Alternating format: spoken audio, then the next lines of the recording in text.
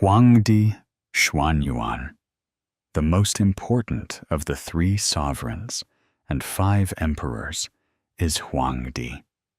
He is not only the central heavenly emperor who commands the universe, but also the ancestor of the Chinese nation. The Chinese nation calls itself descendants of Yan and Huang, and is the descendant of the ancient Yan Emperor and Huangdi. Huangdi is of the same clan as Yan Emperor, and is also a descendant of Shaodian. His mother's name is Fubao. Fubao has been married for many years without giving birth, and she is very anxious. Worried she couldn't sleep at night, went out to look up at the sky, and prayed to the heavens. Suddenly, a huge lightning appeared around the first star of the Big Dipper, Tianshu, and the radiant light was very dazzling. Fubao felt dizzy for a while, and unexpectedly became pregnant. 2 years later, she gave birth to Huangdi. Huangdi had a strange appearance since he was a child, and it seemed that he was destined to be the central heavenly emperor. He was born with 4 faces, and could pay attention to the movements of the 4 directions of east, south, west, and north at the same time. Nothing in heaven and earth could escape his eyes. Because of his kindness, Yan Emperor was supported by more and more people, and his power gradually expanded. The Jiangshui River Basin, where Yan Emperor lived, and the Jishui River Basin, where Huangdi lived, were not far apart. Although they were brothers of the same clan, they were incompatible, and finally broke out in the Bangquan Plain. As a result, Yan Emperor retreated to the south. But the war did not end there. Yan Emperor, his descendants and subordinates, rose up one after another to avenge their idols and respected monarchs in their hearts. And they did not regret it, even if they died 9 times. Before becoming the central heavenly emperor, Huangdi had fierce wars with Yan Emperor, Qiyo, and Xingtian, and finally defeated his opponents and commanded the universe. The first to raise troops to attack Huangdi was Qiyu, the Miao god of war of Yan Emperor. Qiyu was an extremely brave person. He was a giant from the south. There were 81 brothers in his family. Each of them was several feet tall, with a copper head and iron forehead, and sharp horns on his head. There were sword-like hair on his ears. It was stronger than iron spears and bronze halberds. When he came head-on, no gods or ghosts could stop him. Qi Yu was good at making all kinds of weapons, including sharp spears, solid shields, light swords, heavy axes, and powerful crossbows. During the war between Yan and Huang, Qi Yu served as a general of Yan Emperor. After the defeat, he was captured and became a servant of Huang Emperor. He also took the opportunity to find out about Huang Emperor's strength in order to make a comeback. After a period of observation, Qi Yu believed that Huang Emperor was just ambitious and had no strength. With the help of his new friends, Feng Bo and Yu Shi, he secretly returned to the south and persuaded Yan Emperor to regroup and avenge his humiliation. Yan Emperor was silent for a long time and said, "I sowed grains for the world and tasted hundreds of herbs just to let the people get rid of hunger and disease and live a happy life. But the Battle of Ban Quan caused countless casualties, and I don't want the people of the world to suffer from the disaster of war." He did not adopt Chiyo's opinion. Chiyo saw that Yan Emperor had no fighting spirit, so he gathered his brothers who were ready to fight, recruited the demons and monsters in the mountains, forests, and swamps, and mobilized the brave and warlike Sanmiao people. Everything was ready. Chiyu used the name of Yan Emperor to officially launch the war. He raised the banner of resistance, commanded the army, and attacked Huangdi. Huangdi hurriedly mobilized ghosts and gods from all directions, various wild beasts, and some tribes in the central plains to fight. And the two armies fought in Zhuolu. Chiyo came with great momentum, and Huangdi was hasty to fight, and lost 9 battles in a row. Chiyo was unpredictable, summoning wind and rain, blowing smoke and spraying mist, and surrounded Huangdi's army in a thick fog. The clear sky and bright sun turned into a thick fog in an instant. No one could be seen 5 steps away, let alone distinguishing east, west, south, and north. Chiyo and his brothers appeared and disappeared, rushing around, and the Sanmiao people appeared and disappeared, slashing left and right. Chiyo's army is beaten to pieces. In the chaos, screams and the sound of weapons clashing were heard. The fog lasted for 3 days. If it weren't for Huangdi's minister Feng Ho, who made a compass car inspired by the Big Dipper, Huangdi's army would probably be wiped out in Chiyo's fog. Huangdi's army broke out of the fog and got rid of Chiyo's pursuit. After breaking out of Chiyu's fog, Huangdi was still gasping for breath and hurried to the tent to issue orders. The wind chaser quickly went to Xiongli Tuqiu to summon Yinglong, and the lightning chaser quickly went to the central heaven to summon Tianu Ba.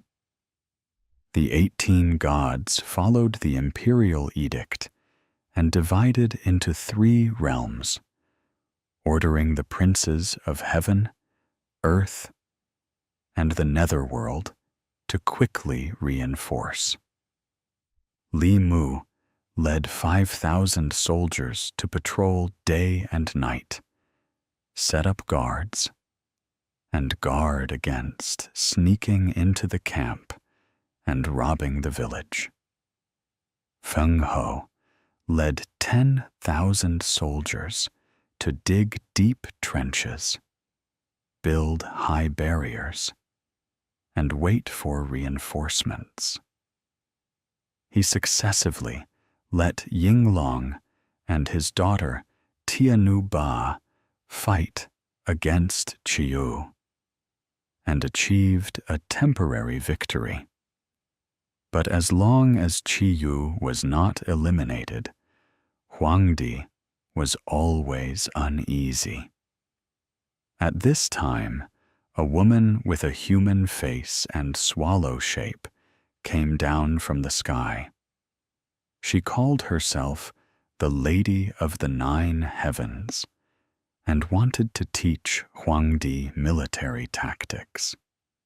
Huangdi humbly studied and memorized the mysterious lady's magical and mysterious military tactics.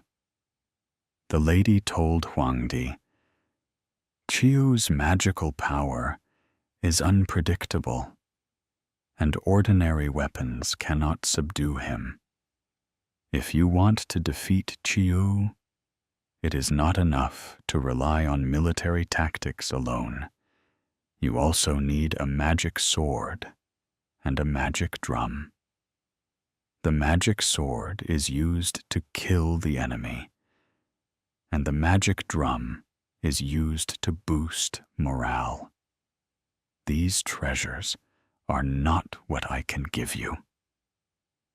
After saying this, she ascended to the sky and disappeared without a trace. Huangdi then looked for a sword everywhere, and soon got a Qingfeng sword made of red copper from Kunwu Mountain. But the magic drum could not be found. Later, he thought of a mythical beast called Kui, living on Liubo Mountain, 7,000 miles away from the east coast. Kui looks like a cow, but has no horns, is gray in color, and has only one foot. Its eyes are as bright as the sun and the moon, and its voice is like thunder.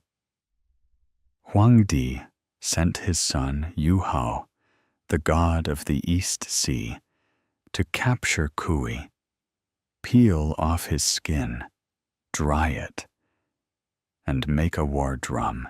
What kind of drum should be matched with what kind of hammer? Huangdi thought of Leishan again. Leishan is a great god in Leize.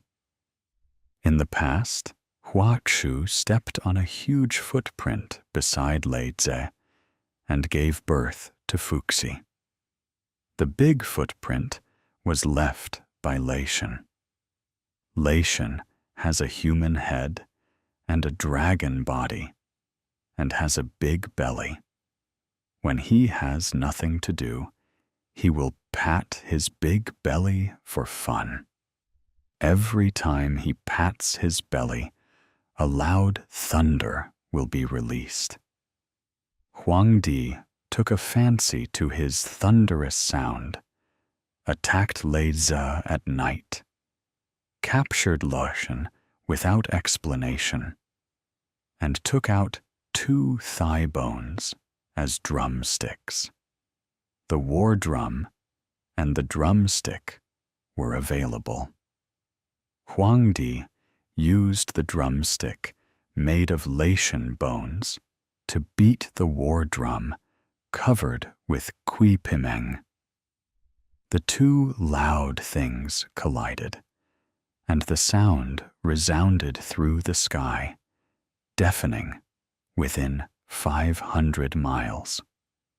Huangdi trained his army with Xuanyuan's military tactics and set up an ambush array.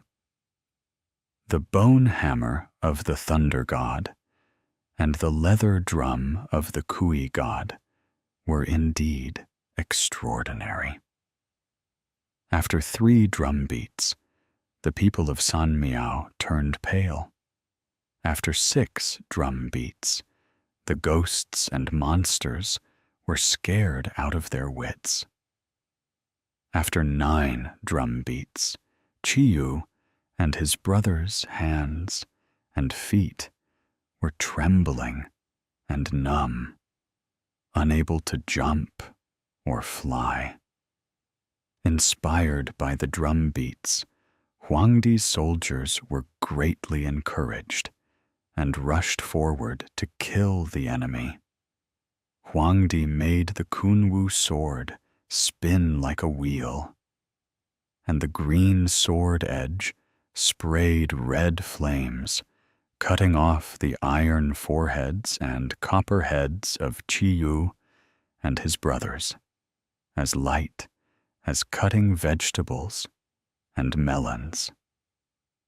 Yinglong spread a pair of golden wings and soared in the sky, baring its teeth and claws, and croaking. In the huge and fast-moving shadow it cast, there were piles of broken corpses of ghosts and monsters, and the people of San Miao. Chiu's army was annihilated. He fought alone and was finally captured alive and beheaded by Huangdi immediately. The war between Huangdi and Chiu was the most intense one. After Chiu's death, another subordinate of Yan Emperor, Xingtian, jumped out to avenge Chiu. Xingtian was originally a minister of Yan Emperor who loved music. He once composed the music Fuli and the poem Fengnian to praise the peaceful life at that time. When Huangdi was fighting, he swallowed his anger and retreated to the south with Yan Emperor. Later, when he heard that Chiu was killed, he could no longer bear it. He held a shield in one hand and an axe in the other, and killed all the way to the central heaven. He started a fierce battle with Huangdi. The two fought back and forth in the clouds, and the sky was dark for a while. Huangdi saw the opportunity and chopped Xingtian's neck with a sword. Xingtian's huge head was chopped off and rolled to the foot of the mountain. Xingtian was a little flustered after his head was chopped off, so he freed one hand to fumble around on the ground, trying to put his head back on his body. Huangdi was afraid that Xingtian would touch his head, and the battle would be endless, so he quickly picked up his sword and chopped down Changyang Mountain. The mountain immediately split into two, and the giant's head rolled into the mountain along the valley. The mountain closed again, burying Xingtian's head forever in it. The headless giant was stunned for a moment, and he became more and more furious. He showed no weakness, using his 2 nipples as eyes and his belly button as a mouth, waving weapons and continuing to shout and fight. Huangdi saw that Xingtian could only dance with weapons in vain, and there was no threat anymore. So he returned to heaven. The headless giant kept waving on Changyang Mountain. He did not think he had failed. He still had the courage and strength to fight. He was still looking for his opponent and the dawn of victory in the endless darkness. Huangdi defeated the army of Yan Emperor, cut off the heads of Qiyu and Xingtian, and then fought in the east and west, south and north, and eliminated dozens of large and small armed resistance forces in exchange for lasting peace in the world. He clarified his position as the leader of the world and directly governed 81 vassal states in the central part. There is a celestial emperor guarding each of the 4 directions. The celestial emperor in the east is Fuxi, also known as Taifeng, and he is assisted by the wood god Jumang, who holds a compass in his hand and manages spring together with the eastern celestial emperor Fuxi. The emperor of the south was Yan Emperor, and he was assisted by the fire god Zhurong, who held a scale in his hand and was in charge of summer. The emperor of the west was Shao Hao, and he was assisted by the gold god Shou, who held a square in his hand and was in charge of autumn. The emperor of the north was Juanzhu, and he was assisted by the water god Xuanming, that is Yuqiang, the sea god and wind god, who held a scale in his hand and was in charge of winter. After enfeoffment of the 4 great gods of the east, south, west, and north, Huangdi then appointed Yu Hao, who had a human face and a bird body, 2 yellow snakes on his earlobes, and 2 yellow snakes on his feet, as the king of the East Sea, and Yu Hao's son, Yu Jing, and Buting Huyu, and Tanzi, who had a human head and a bird body, green snakes on their earlobes, and red snakes on their feet, as the kings of the North Sea, the South Sea, and the West Sea, respectively. The new order of the 3 realms and the 4 directions was established, and Huangdi was very happy. He asked the music palace Linglin to compose a majestic and magnificent celebration music. Huangdi sat in the palace, watching dances and listening to music, accepting congratulations from gods, ghosts, people, and animals from all directions, heaven and earth, and was full of confidence. After this, Huangdi could fully exert his wisdom and intelligence to govern the country. Many of the items in our daily life are closely related to Huangdi. The hats we wear and the pots we cook are all invented by him. Because he invented the wheeled car, he was also called Xuanyuan. In addition, the invention of writing is also closely related to Huangdi. Legend has it that he invented the boat for people's convenient transportation on the water. One autumn evening, Huangdi finished his work and sat by the river with everyone to rest. He saw many leaves floating on the water, and an ant was crawling on one of the leaves. Although the river was deep, the ant was safe and sound on it.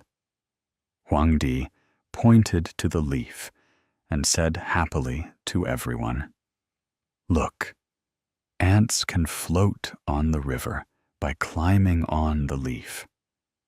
If there is something like a leaf that can float on the water, can't people stay on it and move on the water as well?" Everyone thought it made sense. The next day, they found a very thick tree trunk and put it in the river. However, because the tree trunk was round, it rolled when people climbed on it, and people couldn't stay there at all. What should they do? They came up with ideas together, and finally came up with a good idea. Hollow out a section in the middle of the tree trunk and let people sit in the middle. Ha! It really worked. Later, they made oars out of wood, and from then on, people could move freely on the water. This is the earliest ship in my country, and people called it Zhou at that time. This is the earliest ship in the history of shipbuilding in the world.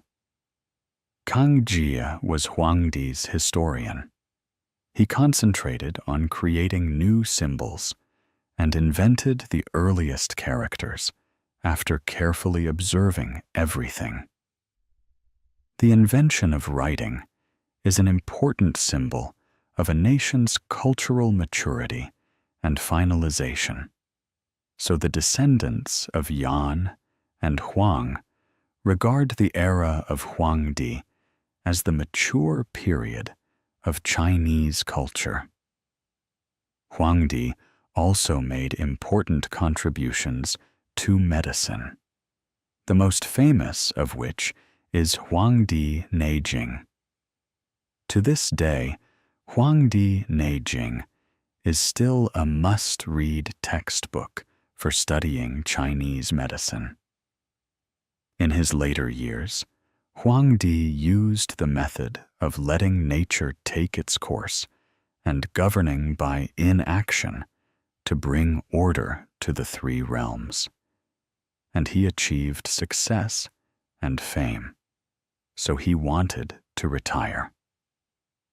Huangdi often traveled around with Feng Ho and Changbo, leaving the affairs of the heavenly court to his great-grandson, the northern heavenly emperor Xuanyuan. He flew to the outer 9 heavens on a dragon, and there were more than 70 ministers and concubines in the harem accompanying him. Some small leaders and people below, as well as other ministers, saw Huangdi ascending to heaven on a dragon.